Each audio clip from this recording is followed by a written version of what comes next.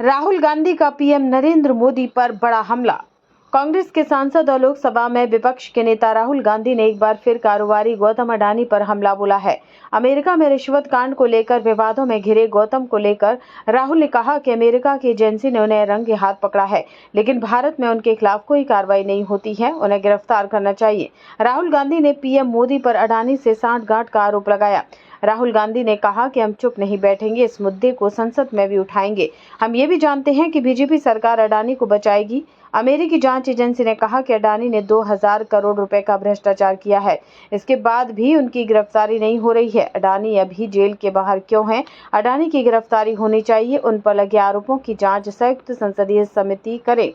राहुल गांधी ने अपने press conference में अडानी के साथ साथ माधवी बुच का भी नाम लिया। उन्होंने माधवी बुच पर कई तरह के आरोप लगाए। राहुल गांधी ने कहा कि माधवी बुच को पद से हटाना चाहिए, वे अडानी को बचा रही हैं। उन्होंने उनके मामले की जांच सही से नहीं की। माधवी बुच की भी जांच होनी चाहिए। अडानी की कंपनी से उनके हित जुड़े हैं। राहुल गांधी ने कहा कि जब तक पीएम नरेंद्र मोदी और गौतम अडानी एक हैं तो सेफ हैं। उन्होंने आगे कहा, हम जानते हैं कि सरकार अडानी के खिलाफ कोई कार्रवाई नहीं करेगी, क्योंकि अडानी अंदर जाएंगे तो पीएम मोदी भी जाएंगे। बीजेपी की फंडिंग अडानी से जुड़ी है। प्रेस कॉन्फ्रेंस में राहुल गांधी से पूछा गया कि कांग्रेस शासित राज्यों में जहां अडानी के प्रोजेक्ट हैं वहां क्या करेंगे, क्या उन सभी की जांच कर प्रोजेक्ट कैंसिल होगा? इस पर राहुल गांधी ने कहा कि अगर इन राज्यों में प्रोजेक्ट गलत तरीके से चल रहा है तो उनकी जांच होनी चाहिए और उन्हें कैंसिल होना चाहिए। जो दोषी हैं उनके खिलाफ भी कार्रवाई होनी चाहिए। जहां तक बाकी स्टेट्स की इशू है, मैंने कह दिया है कि जहां भी करप्शन हुआ है वहां लोगों को पकड़िए, अंदर कीजिए, इन्वेस्टिगेशन कीजिए। ट्रंप का आना जाना वो अलग बात है। देखिए, ये इन्वेस्टिगेशन पुरानी इन्वेस्टिगेशन है और ये सिर्फ एक एस्पेक्ट है अडानी जी का। अडानी जी सिर्फ पावर प्रोजेक्ट्स में नहीं है। अडानी जी ने मोदी जी की मदद से बांग्लादेश में काम किया है, वहां इन्वेस्टिगेशन शुरू हुआ है।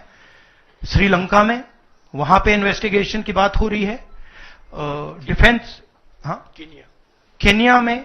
तो ये पैटर्न है जहां प्रधानमंत्री कहीं जाते हैं, हिंदुस्तान की सरकार की क्रेडिबिलिटी को लाइन पे डालते हैं एंड देन अडानी जी को बिजनेस दिलवाते हैं। तो देखिए, सच्चाई तो आएगी और हम पीछे छोड़ने वाले हैं नहीं, ठीक है? तो I am confident we will work slowly and end में we will dismantle this structure. Vikrant, मेरा सवाल ये कि आप लोग कहते जैसे अच्छा, इन्वेस्टिगेशन के बारे में what has mister Adani said? Has he said anything? There's only a statement that's been issued by the group saying that they are not opening those projects. So he hasn't said anything, no? Nothing. So he doesn't feel it necessary.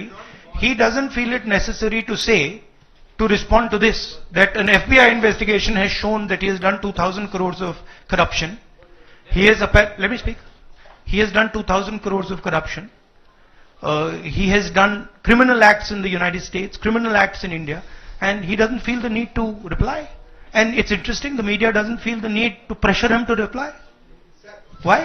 Sir, जिस तरीके से आप Congress party के तमाम नेता, आप भी तमाम आरोप एफबीआई ने तो जांच में ऐसा कहा है, आप लोग ये भी कहते रहे कि अडानी जो है वो चुनावों को भी प्रभावित करते हैं। अभी झारखंड और महाराष्ट्र में स्पेशली चुनाव हुए हैं, वहां पर क्या आपको लगता है कि अडानी ने उनको प्रभावित करने की कोशिश की, और अगर की तो वहां पर आपको क्या उम्मीदें हैं? क्या आपको लगता है कि उसका नुकसान हो जाएगा? ये पॉलिटिकल फाइनेंशियल ब्यूरोक्रेटिक नेटवर्क है। इसमें ब्यूरोक्रेसी के लोग हैं, इसमें पॉलिटिकल लोग हैं, इसमें फाइनेंशियल लोग हैं। एक तरफ ये हिंदुस्तान के पॉलिटिकल सिस्टम को कैप्चर करता है, महाराष्ट्र में किया, मध्य प्रदेश में किया, अरुणाचल में किया, अलग अलग स्टेट्स में किया है, पैसा देके किया। और दूसरी तरफ ये प्रॉफिट का काम करता है और इन दोनों में लिंक है। पैसा बनता है, पैसा सरकार को बनाने में जाता है, वर्चुअस साइकिल कह दो, देश के लिए नेगेटिव और इनके लिए वर्चुअस साइकिल। तो ये जो मेन स्ट्रक्चर क्या है, स्टॉक प्राइस को आप ऊपर रखिए, स्टॉक प्राइस के बेसिस पे आप लोन लीजिए और फिर लोन से आप प्रोजेक्ट्स बनाइए, सरकार बनाइए और प्रोजेक्ट्स लीजिए और वैल्यूएशन ऊपर जाएगा, ये साइकिल है। जैनेंद्र वो आप अभी आ रहा हूं डिस्ट्रैक्ट करोगे, बाद उसको डिस्कस बात करें, मगर पॉजिटिव है हमारे लिए। जी राहुल जी, एक तो ये अदानी से जुड़ा हुआ मामला जो है, उस पर यह सवाल है कि जब आप सीधा ये मांग कर रहे हैं कि अदानी की गिरफ्तारी होनी चाहिए, उनकी कंपनियों के साथ आपकी राज्य सरकारों ने जो पिछले दिनों में डील किए हैं, क्या उन डील्स को रिव्यू किया जाएगा? क्या उनको डिसकंटिन्यू किया जाने पर विचार कर सकते हैं? नहीं, देखिए, मैंने झारखंड के प्रेस कॉन्फ्रेंस में क्लियरली बोला कि एक है क्रिमिनैलिटी और करप्शन, दूसरा है ड्यू प्रोसेस। अगर अदानी जी, अंबानी जी ड्यू प्रोसेस के साथ काम कर रहे हैं, we have no problem. But अगर क्रिमिनैलिटी के साथ काम कर रहे हैं, मोनोपोलाइजेशन के लिए काम कर रहे हैं, करप्शन के साथ काम कर रहे हैं, वी हैव अ प्रॉब्लम। अब सरकार के ऊपर है कि वो इन्वेस्टिगेशन शुरू करें। हर स्टेट में बांग्लादेश के कॉन्ट्रैक्ट को investigate, Kenya, Bangladesh, Sri Lanka, America, Australia, सब इन्वेस्टिगेट करें। हमारे स्टेट्स में, ऑपोजिशन के स्टेट्स में, सरकारी स्टेट्स में, सब जगह कीजिए। बट शुरुआत तो वहीं होगी ना, अदानी से शुरुआत होगी। तो अदानी को पकड़िए, अंदर डालिए, इंटेरोगेशन शुरू कीजिए और इन्वेस्टिगेशन शुरू कीजिए। और ये जो माधवी बुच जी हैं, जो इनके स्टॉक प्राइस को प्रोटेक्ट करती हैं, इनको वहां से हटाइए और क्रेडिबल व्यक्ति को वहां डालिए, क्योंकि अगर आप नहीं करेंगे तो हिंदुस्तान के जो रिटेल इन्वेस्टर्स हैं, उनका जबरदस्त नुकसान होने वाला है।